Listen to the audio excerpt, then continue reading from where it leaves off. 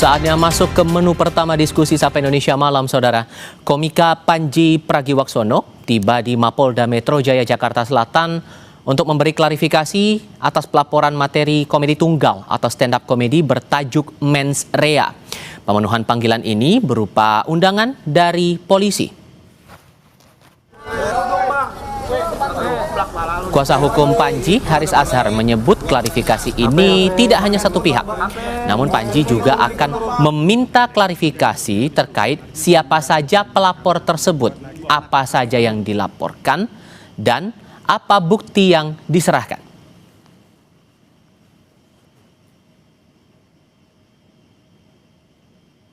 Polisi mau klarifikasi ke Panji. Panji juga mau klarifikasi, 5 itu siapa aja, apa aja yang dilaporkan. Begitulah klarifikasi. Panji sudah hadir, barangkali nanti Panji bisa berbagi cerita untuk polisi mengembangkan atau mengernyitkan kasusnya. Polda Metro Jaya mengapresiasi komika Panji Pragiwaksono memenuhi undangan klarifikasi dugaan penistaan agama. Polisi mengungkap klarifikasi menindaklanjuti sejumlah laporan. Polda telah memeriksa 2 komika lain dan sejumlah pelapor sebagai saksi.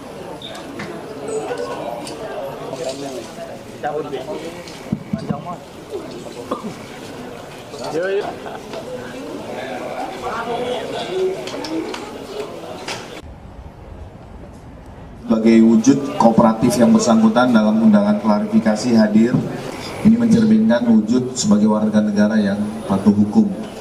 Dan yang bersangkutan juga kami sampaikan kooperatif pada saat dikirim undangan klarifikasi hari Jumat 6 Februari 2026.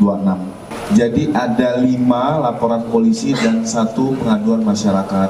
Makanya di dalam undangan klarifikasi ini kita gabungkan, mengingat untuk penghematan waktu karena terhadap objek perkara yang dilaporkan adalah 1 objek perkara. Ke diskusi Sapa Indonesia Malam, Saudara. Kasus laporan terhadap komika Panji Pragiwaksono terkait materi komedi tunggal atau stand-up komedi bertajuk Mens Rea memasuki tahap klarifikasi di Mapolda Metro Jaya setelah polisi menerima sejumlah laporan dari berbagai pihak yang menilai materi itu mengandung dugaan penghasutan dan penistaan agama. Nah, seiring dengan aduan dari masyarakat ini muncul pertanyaan penting terkait ada tidaknya pidana dalam kasus ini serta substansi apa yang sebenarnya dipersoalkan oleh para pelapor. Kami akan diskusikan ini bersama dengan para narasumber. Di studio Kompas TV sudah hadir bersama saya Ketua Perhimpunan Bantuan Hukum dan HAM Indonesia, ada Mas Julius Ibrani. Mas Julius, apa kabar? Terima kasih, sehat. Terima kasih sudah datang di studio Kompas TV. Sementara lewat sambungan dalam jaringan juga bergabung bersama kami Arianto Sutadi, penasihat ahli Kapolri. Pak Arianto dengan Tifa di sini, selamat malam Pak. Selamat sore Pak Tifa. Selamat sore Pak. Malam Pak Arianto. Ya, terima kasih semua sudah hadir dalam diskusi. Pak, bantu kami untuk paham juga. Ini kan Panji dipanggil dengan agenda klarifikasi. Sementara kalau dalam KUHP baru secara literal bahasa klarifikasi itu dalam pasal 16 setidaknya di ayat 1 tentang penyelidikan itu tidak ada secara langsung disebutkan klarifikasi. Jadi sesungguhnya Pak, klarifikasi ini sudah menjadi bagian langsung dari penyelidikan atau terpisah dari penyelidikan Pak? Istilah klarifikasi itu di KUHP lama juga nggak ada Pak. KUHP baru juga tidak ada. Itu klarifikasi bukan satu bagian daripada proses dalam penyelidikan. Itu istilah yang kemarin tuh umum rame kan dibahas itu. Dan dulu munculnya klarifikasi itu saya yang bikin perkap itu Pak. Karena apa? Karena di dalam KUHP dulu tuh kan tidak ada tahap-tahap di penyelidikan. Nggak disebutkan di situ Pak. Nah, sehingga padahal ya polisi itu ya, ini saya terangkan ya pelan-pelan ya. Boleh. Gini, polisi itu tugasnya kan menjaga Kamtibmas. Kalau ada orang bersengketa, ya, maka polisi pasti akan turun. Kalau sengketanya itu masih baik-baik gitu ya, didamaikan, ditertibkan. Tapi kalau sudah kemudian sengketanya itu memuncak tidak bisa, ya harus dibawa ke peradilan kan gitu. Disitulah polisi posisinya sebagai gerbang terdepan untuk membawa kasus itu ke peradilan apa tidak. Itu Pak. Nah, terus sekarang di dalam KUHP yang lama maupun yang baru pasti ada penyidikan, penuntutan, dan peradilan. Di tahap penyelidikan itu adalah tahap di mana ada indikasi bahwa diduga ada pidana. Nah, kalau sudah ada pidana itu tadi, maka polisi kan tugasnya kan tadi itu diselesaikan secara baik-baik atau dipakai proses pidana. Makanya di dalam tahap penyelidikan itu polisi harus mencari keterangan, Pak. Syaratnya di dalam mencari keterangan itu tidak boleh melanggar hak asasi manusia. Ya. Manggil orang juga nggak boleh. Kalau cuma tanya-tanya bukan boleh gitu.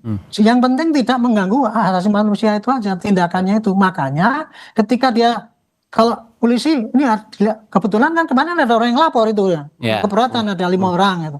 Ya terpaksa kan polisi menerima laporan. Ya. Kalau di dalam KUHP yang baru, Pak, kalau polisi menerima laporan itu dan kemudian tidak ditindaklanjuti dalam 14 hari, dia bisa dilaporkan pada pimpinannya. Bahasanya terpaksa nerima laporan, Pak, gitu atau gimana? Ya harus diterima laporan itu, Pak, dan harus ditindaklanjuti, gitu loh. Kalau tidak ditindaklanjuti boleh komplain, itu di KUHP ada bunyinya. Nah sekarang masanya begini, Pak, laporan itu kalau dulu kan ada SPKT namanya, Ya. lapor dulu, kemudian disaring apakah ini pidana apa tidak, gitu kan. Udah ditimbang-timbang, kita udah taruh reserse di situ gitu. Itu pun kurang efektif, Pak, sekarang.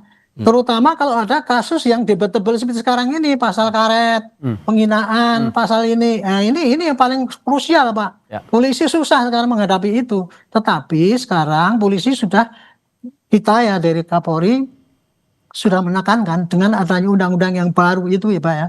Kita semangatnya tidak lagi kepada setiap laporan kemudian hanya dicari ini pidana apa tidak. Sehingga Karena sederhananya kita Pak, sorry saya potong, sehingga sederhananya kalau tahapan yang sekarang ini dihadapi Panji itu sudah langsung bagian awal penyelidikan itu. Ya adanya informasi dilaporkan kan. Berarti ada gangguan Kamtibmas kan. Gangguan Kamtibmas itu maka tahap pertama adalah penyelidikan. Penyelidikan itu untuk mencari apakah ada bukti-bukti bahwa itu pidana apa tidak. Itu gitu Pak, itu namanya tahap penyelidikan. Dan itu rangkaian daripada tahap untuk pemidanaan sebetulnya. Tetapi penyelidikan itu tidak selalu pindah ke penyidikan. Nah kalau sudah penyidikan itu sudah langkah masuk ke tahap arah pidana Pak. Karena apa? Di situ ada unsur memaksa dan sebagainya itu. Gitu. Nah, sedangkan kalau di penyidikan itu masih dalam taraf mencari-carilah di luar tanpa Pak Ari, mohon maaf saya harus salah dulu di situ. Saya mau ajak Anda dan Mas Julius untuk melihat kondisi di Mapolda Metro Jaya. Panji tampaknya sudah selesai menjalani klarifikasi. Kita simak dulu. Panji dan tim lawyer sudah selesai pemeriksaan, pemeriksaan undangan klarifikasi. Tadi dari mulai kurang lebih dari jam 10.30 lewat, ada 63 pertanyaan, baru selesai kira-kira 5 menit atau 10 menit yang lalu. Silakan kalau teman-teman ada pertanyaan. Bang.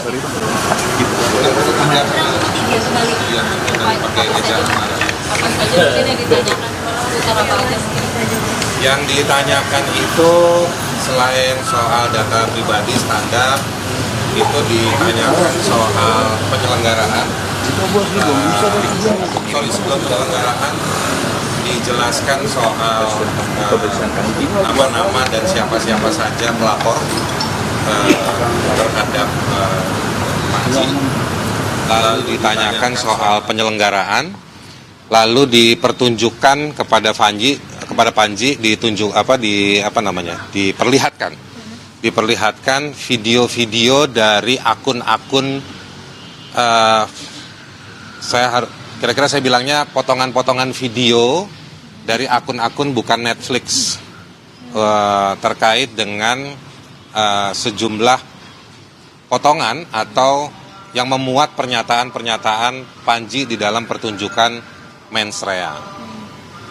Pertunjukan video dan video yang ditanyakan yang memuat pernyataan-pernyataan dari Panji terkait dengan babakan soal, ini istilah dari saya ya, soal sholat, lalu juga soal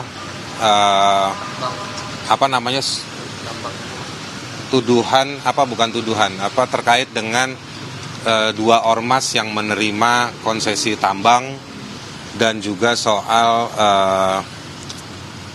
di Jawa Barat yang di sana. Tapi kalau balik ke yang laporannya hanya soal penistaan agama.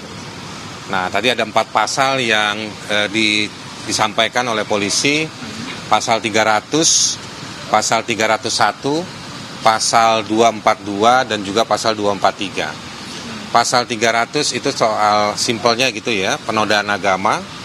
Kalau yang 301 itu soal penyebar luasan publikasinya. 242 itu soal penistaan terhadap kelompok tertentu. 243 itu soal penyebaran dari poin yang 242. Jadi polisi menyampaikan 4 pasal itu yang dicoba diklarifikasi ke Panji. Itu pasal-pasal dari KUHP yang baru.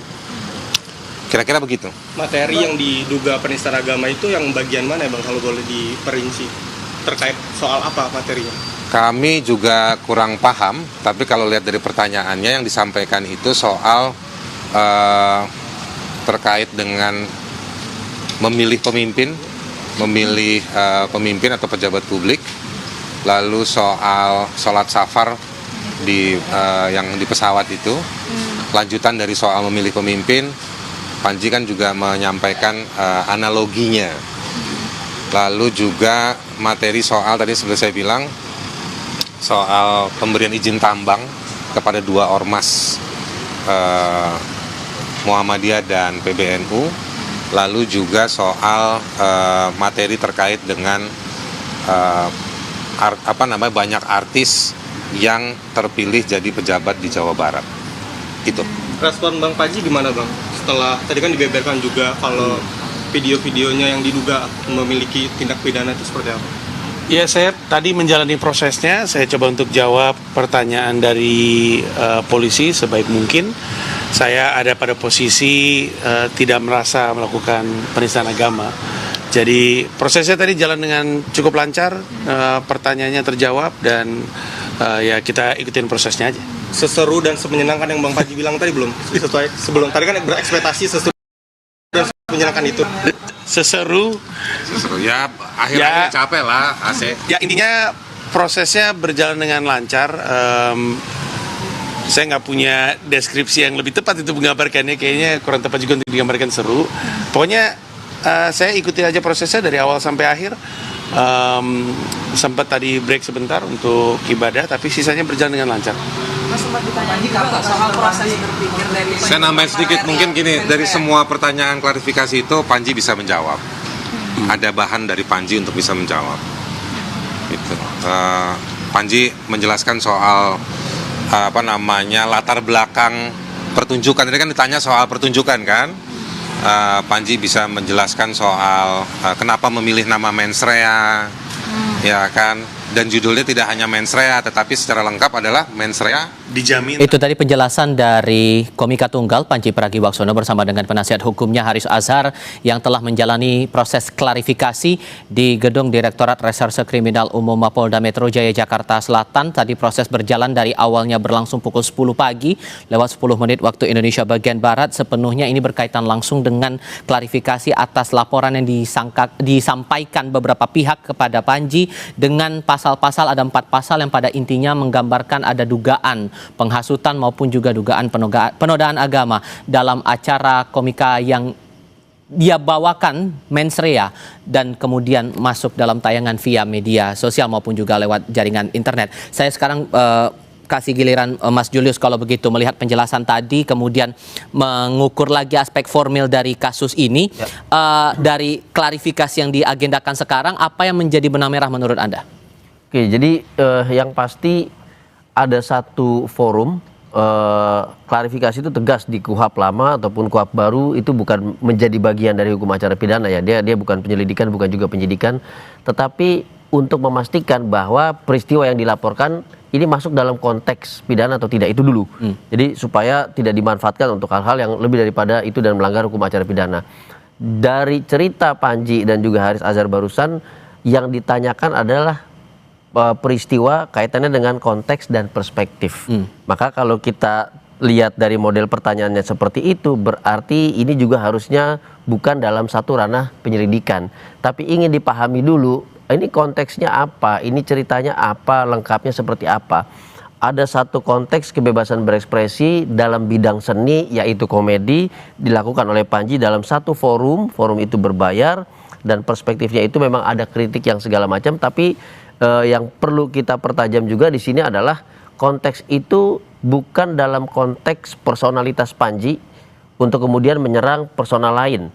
Karena kalau kita bicara soal defamasi, kita bicara soal penghinaan, hate speech, ada hate crime di situ, maka unsur personalitas menyerang personal itu harus diuji.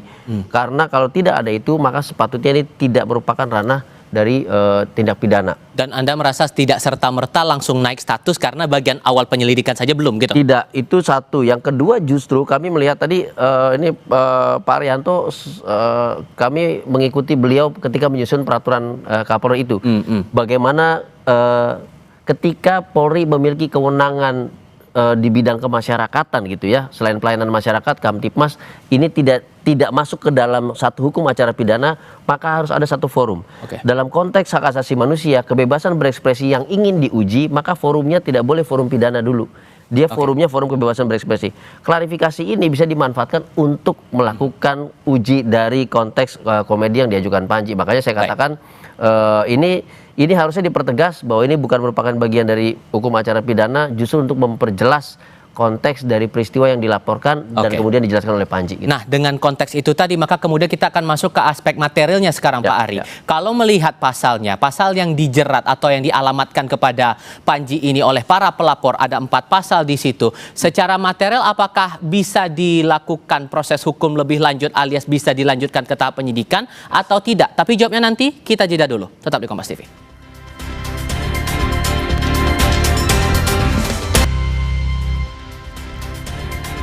Sekarang soal substansinya, Pak Ari. Kalau menurut Anda di 4 pasal dialamatkan ada dugaan penghasutan, penodaan agama di situ, menurut Anda sudah terpenuhi atau tidak dari apa yang dilakukan Panji? Ya pasti nggak bisa saya katakan sekarang, Pak. Itu tergantung daripada nanti apa yang disampaikan itu buktinya, kemudian keterangan saksi, dan kemudian polisi nggak bisa menentukan sendiri itu, Pak. Karena ini pasal debatable. Jadi dia mesti nyari ahli, semua ahli tele bahasa, ahli komunikasi, ahli ini dan sebagainya, dipanggil semua, kumpulkan, dibanding-bandingkan, oh berarti ini masuk pasal apa tidak. Kalau masuk pasal ya berarti baru naik penyidikan. Tapi kalau tidak ya langsung dihentikan. Untungnya Pak sekarang itu kan ada channel RJ, Pak. RJ itu sekarang KUHP yang baru boleh dilakukan di tahap penyelidikan. Nah itu celah yang besar sekali bagi polisi sekarang untuk tidak terlalu ambil risiko ya gitu ya Pak. Pasti dia menawarkan ini, kamu yang lapor gini, yang dilaporkan gini, ternyata dia niatnya nggak gitu. Kamu lebih baik ini damai aja karena diteruskan ya ini nanti jadi perdebatan panjang. Gitu Pak kira-kira. Kalau ahlinya Pak, menurut Anda siapa yang memungkinkan untuk bisa ditelusuri oleh polisi? Karena yang juga jadi debatable adalah soal tangkapan layar yang jadi bukti yang disampaikan pelapor ya, disebut bajakan Pak. Kang Asep tadi bisa dipanggil. Pandangan dia mengenai kayak gini ini masuk unsur pidana apa tidak? Ahli pidana, kemudian ahli HAM. Pak Julius mungkin bisa dipanggil, Pak. Ini menurut HAM nih melanggar apa enggak? Ahli telekomunikasi, yang bikin telekomunikasi ya, asalkan bukan Pak Roy aja ya. Jadi itu. Sebut lagi yang lain, oke. Jadi di situ dia akan bisa menentukan, Pak. Oh ini masuk apa enggak, penyidik bisa percaya sama dia kan gitu. Harus dari dua pihak Pak.